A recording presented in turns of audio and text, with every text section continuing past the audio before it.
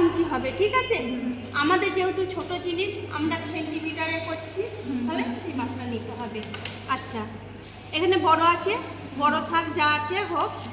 আমার কোমরের মাপ যা থাকবে তার থেকে দেখ আমি পটিটা কি করেছি 1 ইঞ্চি বেশি নিয়েছি। কারণটা কি, আমি এই সাইডটা মুড়বো, এই দুটো সাইড আমি মুড়ে দেব, ঠিক আছে? এই সাইড মুড়বো দুটো, মুড়ে কোমরের যা মাপ থাকবে এটা সেই মাপটা আসবে। তারপর কি করব, সোজা দিক থেকে আমরা পটিটা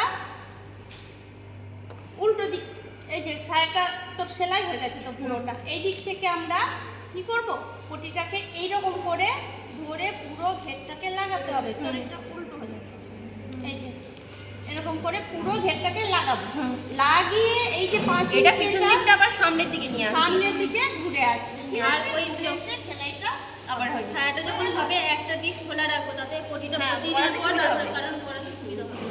এটা খোলা যদি না থাকে তাহলে পটিটা লাগানো যাবে না। বুঝতে পেরেছি।